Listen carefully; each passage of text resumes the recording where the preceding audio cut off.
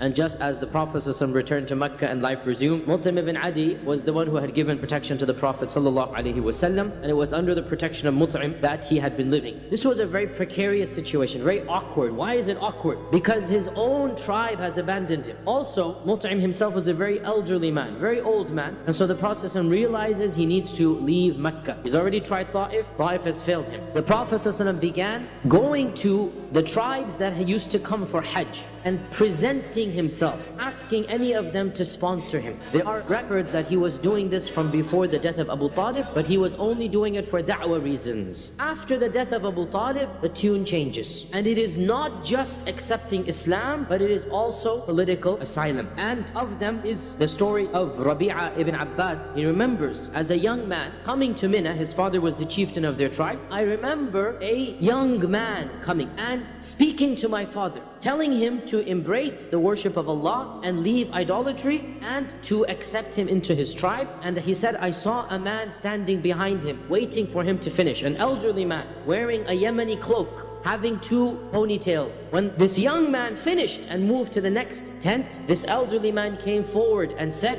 "O people, this is a person who's calling you to give up your gods Allat and Al-Uzza. And he's calling you to give up the way of your forefathers, so do not give up that way and stay with the way of your forefathers." So Rabi'a said, I asked my father, who is this young man and who is the older man who came to cancel what he said? So his father said, this is the young man they claim is a prophet. And that elderly man is his uncle Abd al-Uzza, meaning Abu Lahab. In another narration, the Prophet ﷺ said, who will take me so that I may preach the message of Islam, the message of La ilaha illallah, because Quraysh has prevented me from preaching the kalam of Allah. He approached of the tribes that we know, the famous tribe of Kinda, the tribe of Banu Abdullah ibn Kalb, the tribe of Banu Hanifa, the tribe of Banu Amir ibn Sa'sa'a. All of these tribes, they rejected the message, some of them more harshly than others. One of these is from the tribe of Kinda, and the chieftain listened with great attention. And he said, this is a very interesting message. Come with me, I will grant you an audience with our other chieftains. And what you said to me, say to them. So the Prophet ﷺ followed him. They went into the gathering and he convened the gathering, and the Prophet ﷺ preached the message to them. Then the man who had brought him in spoke up. "O my fellow tribesmen, if we were to take this matter from this young man and adopt him, we will have a message through which we can conquer the other Arabs." So then he turned to the Prophet ﷺ and said, now tell me, if we were to follow you in this matter of yours, and then Allah gives us victory over all those who are your enemies, will you give us control of this affair after you? Meaning,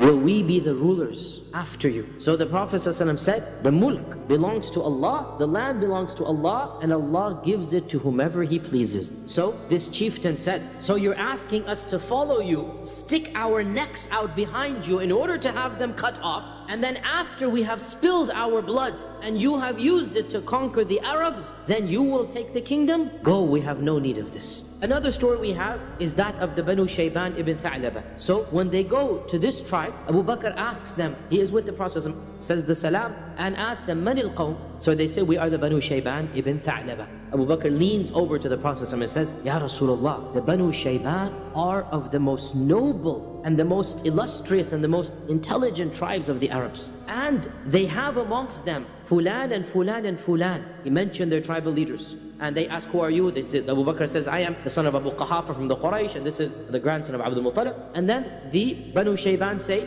what is your matter? Why are you here, basically, right? And the Prophet ﷺ says, we have come here to invite you to ibadatillahi azza wa jal, and that you reject the false gods. And we also ask you to accept us, to take us into your tribe, because the Quraysh they have been arrogant and they have been evil and they have rejected us, prevented us, from spreading the speech of Allah, and Allah is Al-Ghani Al-Hamid. I am asking for your help, but Allah does not need your help. So the tribal leader said, what else? Is there anything more than this? So the Prophet ﷺ recited to them the famous verse of Surah Al-Anfal, قُلْ تَعَالَوْا أَتْلُ مَا حَرَّمَ رَبُّكُمْ عَلَيْكُمْ أَلَّا تُشْرِكُوا بِهِ شَيْئًا وَبِالْوَالِدَيْنِ إِحْسَانًا. Say, come, I will tell you what your Lord has forbidden for you, that you don't worship any besides Him, and you be good to your parents, and you be good to your relatives. And the verse goes on, and you don't eat the property of orphans, and you do this and you do that, and you do not do fahisha, and you be trustworthy in your judgment. The chieftain said, anything more than this? The Prophet ﷺ said, that Inna Allah ya'mur bil adli, that Allah commands to everything that is just, wal ihsani, and perfection of manners, wa ita'i dhil qurba, and to be good to one's relatives, wa yanha 'anil fahsha'i wal munkari wal baghi, and Allah forbids lewd deeds and transgressions and evils. Ya'idukum la'allakum tadhakkarun. Allah is admonishing you so that you think and you be rightly guided. So the chieftain said, you have indeed come with good, and you have called us to the best of akhlaq and morals, and the Quraysh has lied against you. Your message is not what they have said. So I refer you to our sheikh, our elder, Hani ibn Qais. Hani ibn Qais stood up and he said, I have heard what you have said, O member of Quraysh, and I feel that if we leave our religion and our ways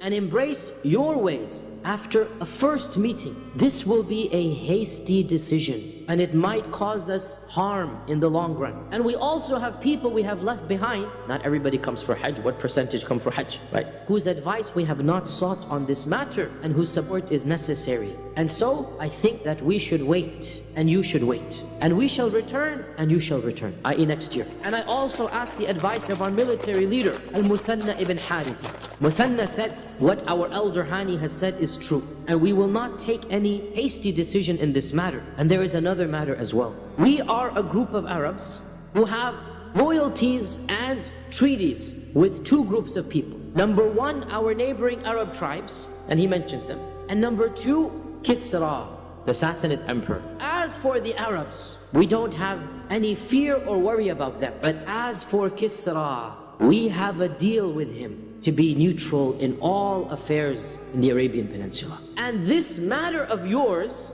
does not seem to be something the kings would approve of.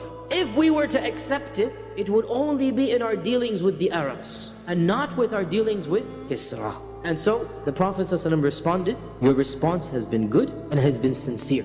But, listen to this, Allah's religion will only be helped by those who have embraced it fully. And so the Prophet ﷺ stood up to leave with Abu Bakr, and then he said, and what if I were to tell you that this matter of Kisra, Allah subhanahu wa ta'ala will grant you victory over the kingdom of Kisra, and you will enjoy their land and their money and their captive women. Would you then accept? One of their younger ones said, yes, of course, Bala, there's no question we would do this, right? But they didn't believe that this would actually happen. And so the Prophet ﷺ left them at this, and they did not embrace Islam at this stage. Of course, later on in the Fath Makkah phase, everybody embraced Islam. And this is an amazing prediction that, subhanAllah, even though the Prophet ﷺ seems to be in a very dire situation, he has yaqeen in Allah. The time will come when you will be enjoying the palaces of Kisra. What happened with Kisra? When the Prophet ﷺ sent his letter to Kisra, he tore the letter up, right? The Prophet ﷺ said, because they tore my letter up, Allah will tear their kingdom up like he tore my letter up. And for 400 years, the Roman Empire could not damage the Persian Empire like the Muslims dissolved it in 2 years. To this day, historians are completely astounded. How could this have happened? And Allah subhanahu wa ta'ala made them كَخَبَرِ كَانَ. There was nothing left of them. And this is something the Prophet ﷺ told to the Bani Shayban. There are indications that the message of Islam had already reached Medina. And of them, Suwayd ibn Samit was the poet of the Khazraj. He heard that there is this magician slash poet in the Quraysh. So when he went to Mecca for Hajj, he hunted the Prophet ﷺ down. So he goes to the Prophet ﷺ. He says,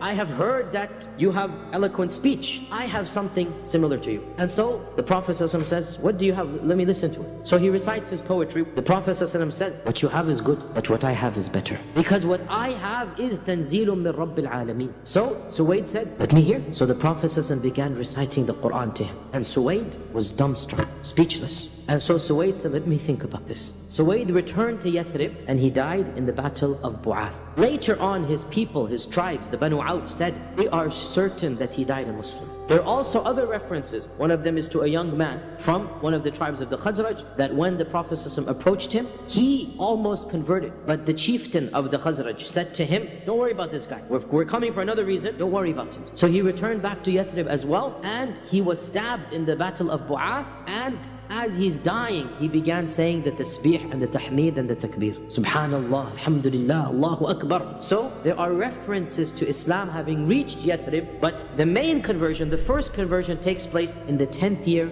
of the da'wah.